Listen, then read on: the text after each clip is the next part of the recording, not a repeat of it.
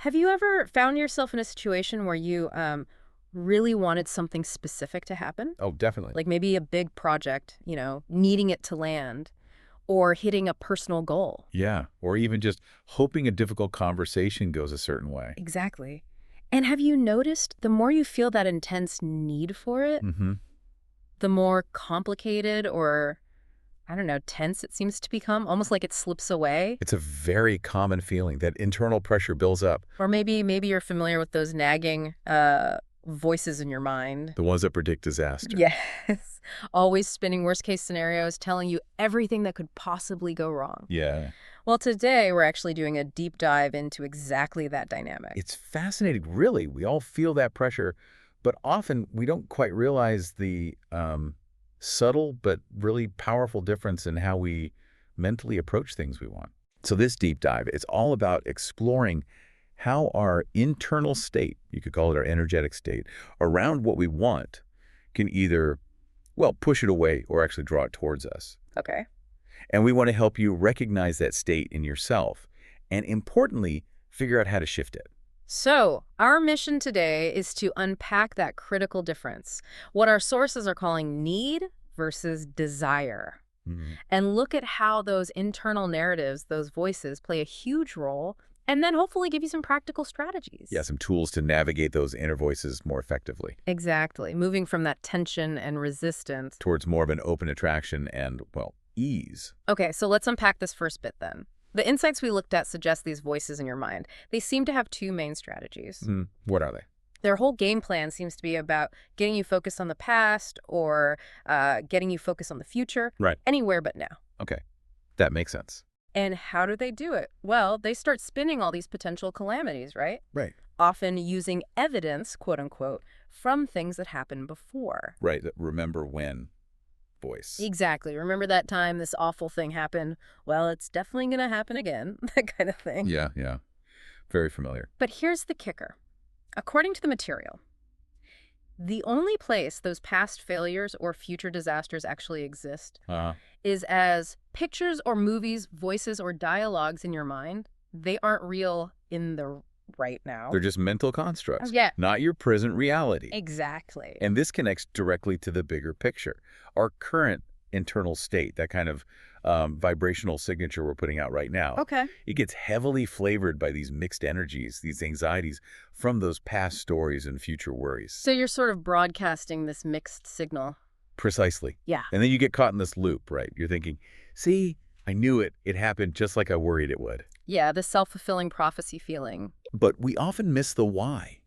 We don't realize how our own internal state, fueled by those narratives, actually contributed. And this leads you straight into that tense, urgent state of need. That feeling of desperation. Yes, that tightening in your chest or stomach, that urgency. You see this play out so clearly in sports sometimes. Oh, absolutely. Great example. Think about athletes, team sports, individual stuff, doesn't matter.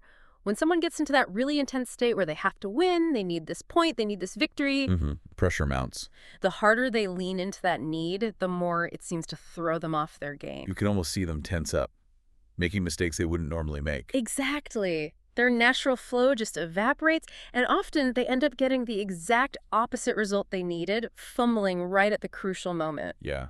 And the research we looked at highlights, well, it's the exact same process happening internally, in our own minds, with our own goals. It really is. And what's fascinating here is how clearly we can define this state of need. Okay, how so? Well, the definition we're working with is pretty stark.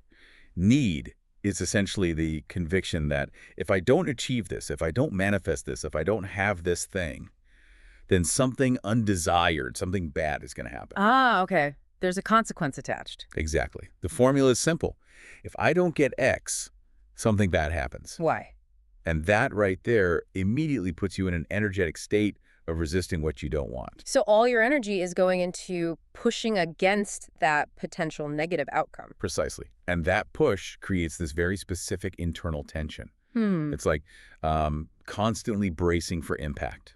Okay, now here's where it gets really interesting and kind of, well, counterintuitive. Mm-hmm. The more intensely you resist that need that fear of the bad thing happening if you don't get what you want. Yeah. The material suggests you're actually, quote, vibrating like it. What does that mean exactly? Vibrating like it. It means all your focus, all your energy is so intensely wrapped up in avoiding that negative outcome that you're inadvertently giving it all your attention. You're aligning with its energy, ironically making it more likely to happen. Wow, so by fighting it so hard. You're drawing it closer. It's this self-defeating loop. By intensely focusing on what you don't want. You accidentally energize it. Yeah. It's like that old exercise, don't think about a pink elephant. And immediately, that's all you can picture. Right. So that intense resistance, that need is actually working against you. Okay, so if need is this tense, resistant, almost self-sabotaging state. Yeah. That can push away what we actually want. What's the alternative? What should we be aiming for? Well, the material points us very clearly towards desire. Desire. Okay. How is that different? Think about it physically, even. When you genuinely mull over a true desire in your mind, what happens to your body? I guess. It relaxes. You feel lighter, maybe? Exactly. There's often a relaxation. You just want to sink into the feeling. There's an expansiveness, a lightness, not that clutching, contracting feeling of need. Okay, I can feel that difference. It just feels... Right. It feels good. And the definition of desire is quite different, too, isn't it? Yeah. What did the sources say? Well, it's essentially, I would really, really, really love to have this manifest. That's it. That's the end of the equation. Yeah. There's nothing after that. No, or else. No negative consequence attached. Exactly. It's just that pure, good feeling. The sources called it the yum-yum factor. The yum-yum factor. I like that. Yeah. Like just savoring the thought of it. Imagine enjoying your favorite meal in your mind. Not worrying about how you'll get it, just the pure enjoyment. That feeling of, yes, please. Exactly. It's about living your desire on the inside, just feeling good about it, savoring the imagined experience without the fear or the attachment. And crucially, the sources say this state of desire, it actually puts you in the present moment. Okay. And it draws it to you. So it's not about pushing away the negative. It's about being immersed in the positive energy of what you do want. Right. When you're in that relaxed desire state, you're not projecting into a fearful future or dwelling on past regrets. You're just here now, feeling the good feeling of your aspiration. Creating that clear, welcoming signal for it to come to you. Which brings up a really interesting question. Why do we even have desires? What's their point? Good question. What did the material suggest? It offered a really powerful insight, I thought. It said, you would not have the desire birthed in your heart if there wasn't the inevitability of it manifesting into your physical 3D experience. Wow, hold on. So the desire itself is evidence that it's possible, or even inevitable. That's the implication. It suggests desires like a compass, a natural pull towards what's not just possible for you, but maybe what's actually meant for you. Like a natural unfolding. If you could just stay out of your own way. Okay. If you can avoid getting caught in that need trap. That's a really profound thought. The idea that your desires are inherently linked to their manifestation. That's empowering. It is. But let's be real here. What do we actually do when those internal voices, those need voices, inevitably pop up? Because they do. Oh, they definitely do. Especially when it's something we care about. Right. So what's the practical step? What's the homework assignment when that internal alarm bell starts ringing, pulling you back towards needing it? Well, the first and maybe the best step, according to the sources, is incredibly simple. Just stop for 3 seconds. 3 seconds. That's it. Literally. Just pause. Yeah. Focus on your breath. In, out, 1, 2, 3. Oh. Take that tiny pause. And then? Then ask yourself that key question. Am I slipping into that formula? I need this to happen or something bad is going to happen. Checking for the or else. Exactly. That moment of self-awareness is crucial. Yeah. It's about identifying which state you're actually in need or desire. That 3-second pause creates the space to just observe without immediately reacting. Okay, that makes sense. Give yourself a beat. And let's say you do that check and you realize, yep, I'm definitely in need mode right now. What's the wrong way to handle it? Good question. The sources are very clear on this. Do not use the go away, go away, go away strategy. Why not? It seems intuitive to try and push the negative thought away. Because that push, that effort to make something go away is still rooted in resistance. You're still engaging with the unwanted thing. Right, fighting it instead of fearing it. Exactly. And paradoxically, by pushing it away, you're still giving it your energy and focus from that place of need, which as we discussed. Actually draws it closer, Right. like wrestling the shadow. Precisely. The more you fight it, the stronger it seems. Okay, so if pushing it away doesn't work and actually makes it worse, what's the effective alternative? How do we actually shift out of that need state? The strategy we do want to use, according to the material, is to displace it with what you desire. Displace it. Okay, what does that look like? It means you're not trying to push the unwanted thought away. Instead, you actively, consciously replace it with the desired feeling and focus. It's an act of redirection. So instead of go away fear, it's more like, hello, desire. Kind of, yeah. So if the voice says, you need this client or the business will fail, after your 3-second pause, you consciously shift. Shift to what? You might reframe it to the desire.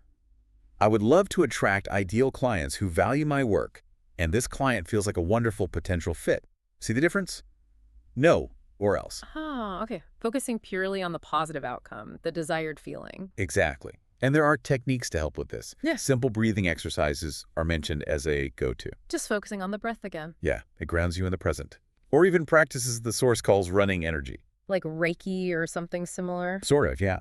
Conscious mental and energetic practices aimed at shifting your internal state away from that resistance and towards receptivity, towards that feeling of desire. Okay. Now, the sources do acknowledge this is easier said than done. Absolutely. It takes conscious effort, especially when fear is involved. It's a habit, that fear response. I can relate. I remember once desperately needing my old car to start for a super important meeting, and the more I panicked, The less likely it felt like it would start. totally, it felt like my panic was flooding the engine. But the good news, the sources say, is with some practice, you can get pretty good at it. It's like building a muscle. Right. It's about consistently applying these strategies, the pause, the check, the displacement, to consciously shift your energy. And the more you practice that pivot from need to desire, the stronger and more automatic it becomes. Okay, so wrapping this up, what does this all really mean for you, the listener?